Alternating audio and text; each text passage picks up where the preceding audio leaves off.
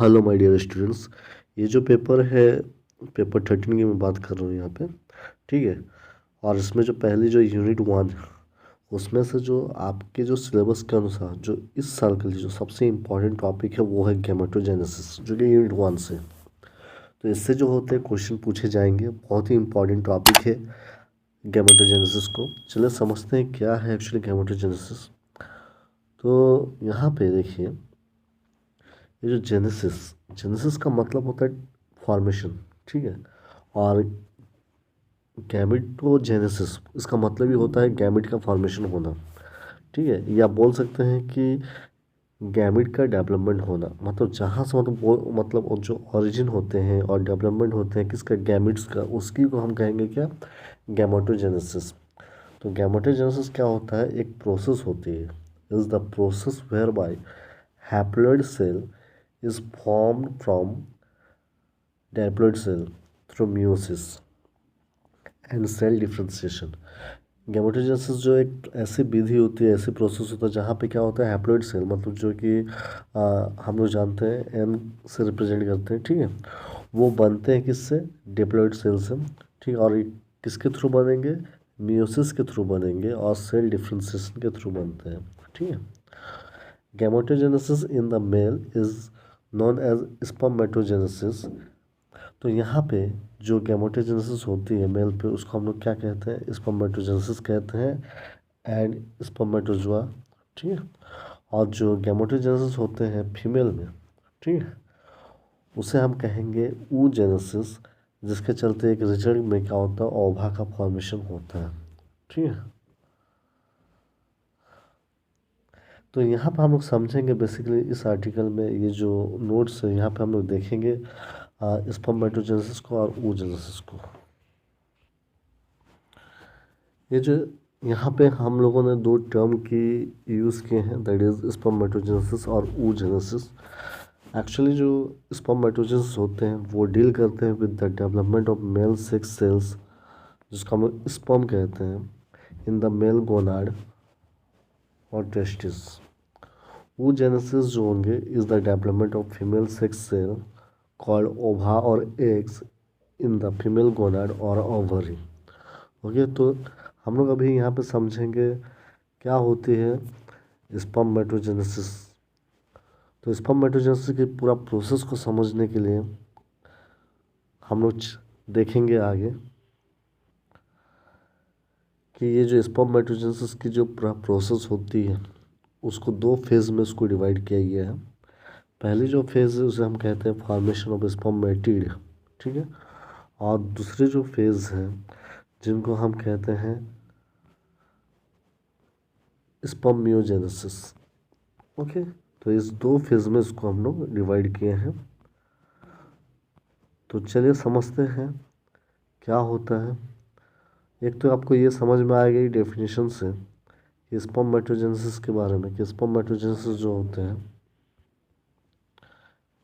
इसमें क्या होता है कि डेवलपमेंट होती है स्पर्म का इन द मेल गोनाड और टेस्टिस। ठीक है ना। या सीधी भाषा में कहूँ, जेनेसिस का मतलब होता है फॉर्मेशन, और स्पर्म का जहाँ फॉर्मेशन होगा, ठीक है, उनको हम लोग कहेंगे स्पर्मेटोजेनेसिस। अगर मैं बातें करूँ पूरी प्रोसेस को स्पर्मेटोजेनेसिस का, तो पहले जो इसमें फेज़ आते हैं वो है फॉर्मेशन ऑफ स्पर्मेटिड। होता क्या है यहाँ पे, सबसे पहले जो टेस्टिस है, वो आपको पता है कि जो टेस्टिस होती है जिसको हम लोग मेल गोनाड कहते हैं, is the site of spermatogenesis. तो ये जो होता है मेन साइट होता है जहाँ पे क्या होता है, स्पर्मेटोजेनेसिस की प्रक्रिया होती है। ठीक है। इन each vertebrate, a pair of testes remain attached to dorsal body wall by connective tissue called mesozyme। तो यहाँ पे क्या कहता है कि जो भी वर्टिब्रेट है, ठीक है, तो आपको पता होगी कि पेयर ऑफ टेस्टिस जो होते हैं वो अटैच रहती है डोर्सल बॉडी वॉल में बाय अ कनेक्टिव टिश्यू, जिनको मेसोजियम कहते हैं। Each testis is formed of thousands of minute elongated and coiled tubules called seminiferous tubule। आपको पता जो टेस्टिस होती हैं वो बने होंगे मीन्स उसमें क्या होगा, हज़ारों की संख्या में छोटे छोटे क्या होता है जो कि एलोंगेटेड होते हैं, कॉइल्ड होते हैं, ट्यूबुल्स होते हैं, ठीक है, जिनको हम कहते हैं सेमनीफेरस ट्यूबुल्स। तो जो टेस्टिस हैं वो बने हुए हैं सेमनीफेरस ट्यूबुल्स से। आगे की बातें करते हैं यहाँ पे। The inner lining of seminiferous tubule is called आज जर्मिनल एपिथेलियम। तो इनर लाइनिंग जो होंगे सेमनीफेरस ट्यूबुल को, उसको हम लोग कहते हैं जर्मिनल एपिथेलियम। मतलब ये जो बने हुए हैं किसका, प्रीमोर्डियल जर्म सेल्स के बने हुए हैं, या हम बोल सकते हैं प्राइमरी जर्म सेल के बने हुए हैं। एज वेल एज सम सपोर्टिंग न्यूट्रिटिव सेल्स, इसके अलावा वहाँ पे क्या होंगे, कुछ सपोर्टिव न्यूट्रिटिव सेल्स भी से भी बने हुए रहते हैं। The primordial germ cells give rise to spermatids through the following steps. यही जो प्राइमरी जर्म सेल्स कहिए या हम कह सकते हैं प्रीमोर्डियल जर्म सेल कह सकते हैं, ये क्या करते हैं आगे जाके स्पर्मेटिड्स को बनाता है। इसमें क्या होता है, कुछ स्टेप्स होते हैं। वो जो स्टेप्स होते हैं, फर्स्ट होते हैं मल्टीप्लिकेशन फेज। जो बातें करें यहाँ पे मल्टीप्लिकेशन फेज की, तो इसमें क्या होता है, the primary germ cell multiply by repeated mitotic division. जो जर्म सेल होते हैं वो मल्टीप्लाई करेंगे रिपीटेडली, हाँ माइटोटिक डिवीज़न होंगे वहाँ पे। उसके बाद क्या होती है, the cell produce after the final mitotic division are known as spermatogonia और स्पर्म मदर सेल्स। अब जब माइटोटिक डिवीज़न होती है तो जिसके वजह से जो सेल प्रोड्यूस होंगे उसे हम कहते हैं स्पर्मेटोगोनिया कहते हैं। आप डायग्राम से समझिए, ये हमारे जो हैं प्राइमरी जर्म सेल्स हैं जो कि डाइप्लॉइड क्रोमोसोम है। यहाँ पे इसको 2x माना गया। आप यहाँ पे x की जगह n भी रख सकते हैं, मतलब इसको 2n भी ले सकते हैं आप, ठीक है, या आप 2x लिखो, कोई दिक्कत नहीं इसमें। तो ये जो प्राइमरी जर्म सेल है जो कि डैप्लॉइड है, तो ये आगे क्या होगा, माइटोटिक डिवीज़न होंगे, जिसमें क्या होगा, माइटोटिक डिवीज़न से क्या होगा, 1 से 2 बने, ठीक है। उसके बाद फिर आगे देखिए, फिर इस सेल से 2 सेल और बनते हैं और यहाँ से इस सेल से और 2 सेल बनते हैं, और इसी को हम कहते हैं स्पर्मेटोगोनियम, ठीक है। तो यही बात कही गई है। यहाँ पे क्या होता है कि इस डायग्राम में हम लोगों ने देखा कि प्राइमरी जर्म सेल ने क्या किया, स्पर्मेटोगोनिया को बनाया यहाँ पे, ठीक है। और ये जो फेस हम लोगों ने देखे, ठीक है, फर्स्ट फेज मतलब जिसमें देख रहे हैं हम लोग मल्टीप्लिकेशन फेज पे देखें कि ये समझा प्राइमरी जर्म सेल जो होता है वो मल्टीप्लाई करके, है ना, माइटोटिक डिवीज़न होते हैं जहाँ पे स्पर्मेटोगोनिया बनते हैं। ओके, नेक्स्ट जो होंगे that is the growth phase. The spermatogonia do not divide for some time but increase in size by accumulating nutritive materials from the supporting cell. Spermatogonia जो होता है अब कुछ पल के लिए वो डिवाइड नहीं करते हैं, लेकिन वो अपना साइज को क्या करते हैं, वो इंक्रीज करते हैं, ठीक है, क्योंकि वो क्या करते हैं, एक्यूमुलेट करते हैं किसको, कुछ मटेरियल को, दैट इज न्यूट्रिटिव मटेरियल्स को। और ये कहाँ से करते हैं, from the supporting sales. In mammals, such supporting cells are called Sertoli. मतलब मैमल्स में क्या होता है, उस तरह का सपोर्टिंग सेल्स को हम कहते हैं सर्टोली कहते हैं, ठीक है। The enlarged spermatogonia are now called primary spermatocytes. जो मीन्स जो साइज इंक्रीज हो गए हैं, ठीक है, उनको हम लोग कहेंगे प्राइमरी स्पर्मेटोसाइट्स कहते हैं। हम लोगों ने देखा यहाँ पे कि स्पर्मेटोगोनियम बन चुके थे। ये जो स्पर्मेटोगोनिया है, दिस आर ओके, ये क्या होंगे, अपने साइज़ को इंक्रीज़ करते हैं। जब साइज़ ये इंक्रीज़ करेंगे तो ये जो होंगे कुछ इस तरह से साइज़ इनकी एनलार्ज हो गई, ठीक है, ये वाले। अब इन्हीं को हम क्या कहते हैं, इनको हम कहते हैं प्राइमरी स्पर्मेटोसाइट कहते हैं, ठीक है। तो आपने देखा फर्स्ट स्टेप मतलब यहाँ पे जो देखा हम लोगों ने, प्राइमरी जर्म सेल से क्या बना, स्पर्मेटोगोनियम बना, फिर यहाँ से उसके बाद क्या बनता है, प्राइमरी स्पर्मेटोसाइट बनते हैं। नेक्स्ट जो स्टेप है यहाँ पे वो है maturation phase. During the phase of maturation, जब मैचुरेशन की फेज होती है तो वहाँ पे क्या होगा, the primary spermatocytes divide by meiosis. अब जो प्राइमरी स्पर्मेटोसाइट्स है वो क्या होता है, डिवाइड करेंगे मियोसिस के थ्रू, ठीक है, consisting of two successive division. The first division is reductional or disjunctioning, reducing the chromosome number from 2n to n.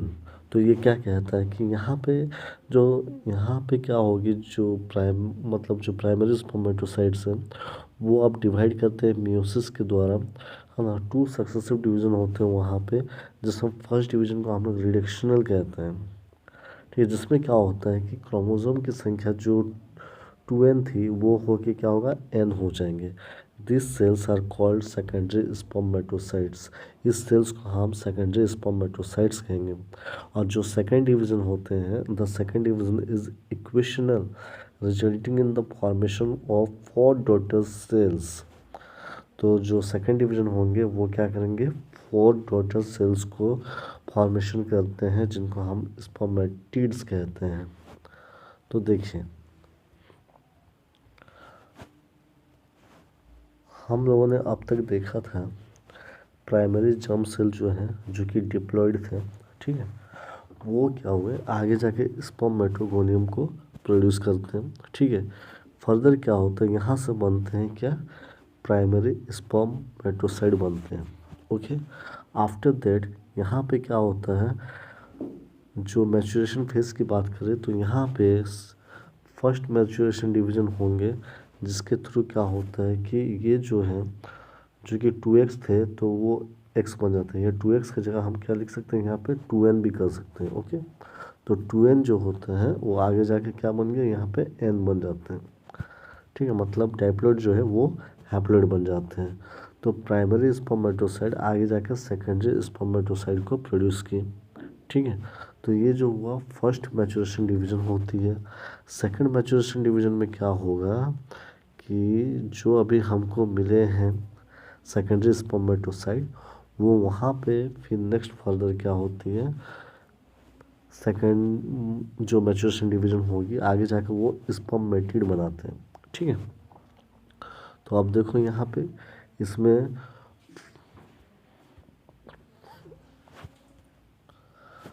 अब देखो यहाँ पे जो डैप्लॉइड थे वो क्या होते हैं कि आगे जाकर हैप्लॉइड बन जाते हैं। एक्स एक्स यहाँ पे दिख रहा है, आप ऐसा भी लिख सकते हो, यहाँ पे 2n करोगे तो ऑब्वियसली यहाँ पे n होगी, यहाँ पे n होगी, ठीक है।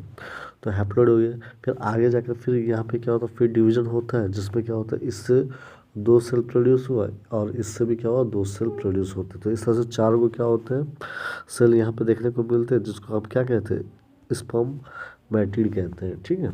तो ये जो स्पर्मेटिड हमको देखने मिले, ये कहाँ से मिले, इसी प्राइमरी स्पर्मेटोसाइट से सेकेंडरी स्पर्मेटोसाइट बने, उसके बाद बनते क्या, स्पर्मेटिड बनते हैं, ठीक है। यही बात कही गई है। इस डायग्राम पे यहाँ पे 2x लिखे गए हैं, तो आप यहाँ पे 2n भी कर सकते हो, ठीक है। जहाँ पे x है वहाँ पे आप n रख सकते हो। नेक्स्ट हम देखेंगे, समझेंगे स्पर्मियोजेनेसिस को। इसमें क्या होता है, जो हम लोगों ने देखा सेकंड फेज में जो देखे, उसमें क्या होता है कि स्पर्मेटिड प्रोड्यूस हुए। ये जो स्पर्मेटिड प्रोड्यूस हुए थे वो आगे जाके मेटामॉर्फोज होके वो बन जाते हैं स्पर्म सेल्स, ठीक है। अब ये जो स्पर्म सेल्स बनते हैं तो वो कैसे बने, इसे स्पर्मेटिड से बने। तो स्पर्मेटिड क्या एक तरह का टिपिकल सेल होते हैं, जिसमें कंटेनिंग करेंगे न्यूक्लियस, साइटोप्लाज्मिक ऑर्गेनेल्स को, माइटोकॉन्ड्रिया हुआ, गोल्जी बॉडीज हुआ, सेंट्रल हुआ, एक्सेट्रा।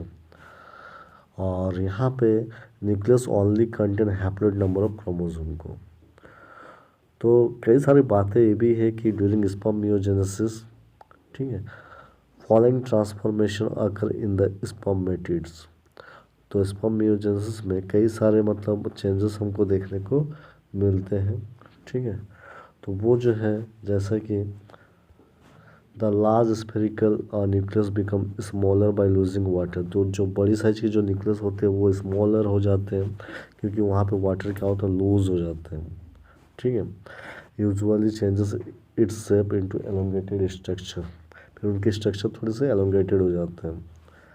नेक्स्ट जो यहाँ पे जो गोल्जी बॉडी जो होते हैं condense into a cap called acrosome in front of the nucleus. Nucleus के सामने में क्या होता है, एक्रोसोम बनने लगते हैं वहाँ पे। ठीक है, मतलब गोल्जी बॉडी ही है जो कंडेंस करके क्या होता है, कैप बनाते हैं जिनको हम लोग एक्रोसोम कह रहे हैं यहाँ पे।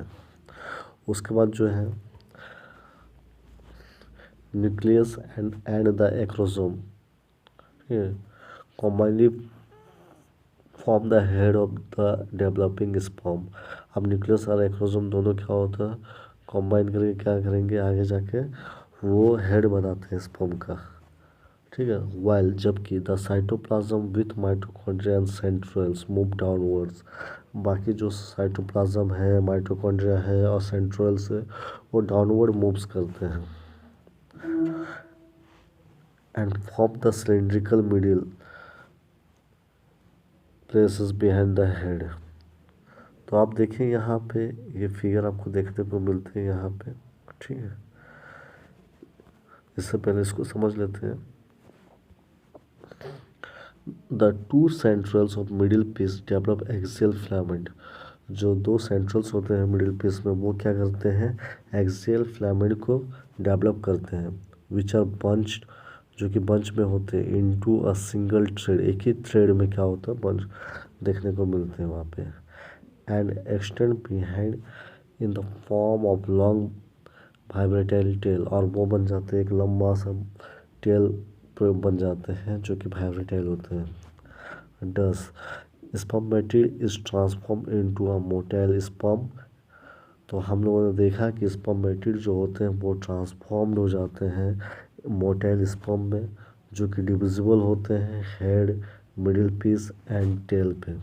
ठीक है, तो ये जो है, तो आप देखो इस डायग्राम से समझ में आ रहा है यहाँ पे हमको क्या क्या देखने को मिलते हैं। ये जो है जो स्पर्मेटिड आगे जाके स्पर्म में जो बनते हैं, ठीक है, उसमें क्या देखने को मिलता है, हेड देखने को मिलते हैं, टेल रीजन भी देखने को मिलता है और मिडिल पीस रीजन को देखने को मिलते हैं। तो ये रही, तो ये देखो कि एक स्ट्रक्चर आपको दिख रहे हैं यहाँ पे स्पर्म की, तो इनको हम लोग कहते हैं हेड। हेड के ऊपर जो दिख रहे कैप जो दिख रहे वो है एक्रोसोम। यहाँ पे जो सेंटर में है यहाँ पे है न्यूक्लियस है, और यहाँ पे देखिए ये मिडिल पीस है और एक मेन पीस है टेल, और ये पूरा जो रीजन है वो तुम आपकी जो ये पूरा रीजन है टेल रीजन है दिस वन। ठीक है, और और ये जो है आँख मतलब ये एंडिंग है जिसको हम एंड पीस बोलते हैं। तो ये एक स्ट्रक्चर आप ड्रॉ कर सकते हो स्पर्म का। ठीक है, तो हालांकि आप जो है अगर ये क्वेश्चन पूछे जाएंगे, ठीक है, तो आप इसको गैमेटोजेनेसिस में अगर पूछे जाते हैं तो अलग अलग क्वेश्चन पूछे जाते हैं स्पर्मेटोजेनेसिस से और oogenesis से। तो स्पर्मेटोजेनेसिस की अगर बातें करूँ तो आप यहाँ से स्टार्ट कर सकते हो, this is the main part. Okay, तो थोड़ा आगे इंट्रोडक्शन दे देना कि किस, तो पूरा प्रोसेस को पूछे जाएंगे उसमें बताना होगा आपको फॉर्मेशन ऑफ स्पर्मेटिड को, और ये डायग्राम बनाइए उसमें फिर बताओगे कि इसके अंतर्गत हम लोग देखें multiplication phase, growth phase, maturation phase, और फिर जो है नेक्स्ट जो होंगे वो स्पर्मेयोजेनेसिस। स्पर्मेयोजेनेसिस की जो एंटायर प्रोसेस को आपको बताने की ज़रूरत नहीं, आप यहाँ तक भी आप आंसर लिख सकते हो, यहाँ तक भी आंसर आप लिख सकते हो। ठीक है, अगर आप लिखना चाहो नीचे जो है दी गई है किस तरह से ट्रांसफॉर्मेशन हो रहा, तो आप बता सकते हो क्या क्या उसमें चेंजेस देखने को मिलते हैं। लेकिन लास्ट में आप क्या करोगे, एक ड्रॉ कर दोगे इस डायग्राम को। तो ये टॉपिक था स्पर्मेटोजेनेसिस पे, जो कि हम लोगों ने पढ़े किसके अंदर में, गैमेटोजेनेसिस में। ठीक है, तो गैमेट किस तरह से फॉर्मेशन हो रहे हैं उसको हम लोगों ने देखा। तो ये था किस तरह से गैमेट का डेवलपमेंट हुआ जिसको हम लोग गैमेटोजेनेसिस बोल रहे हैं। इसमें हम लोगों ने देखा है किसको, स्पर्मेटोजेनेसिस को। तो नेक्स्ट क्लास में हम लोग देखेंगे oogenesis को, जो कि बहुत ही इम्पोर्टेंट टॉपिक है। आज के लिए इतना ही। Thank you.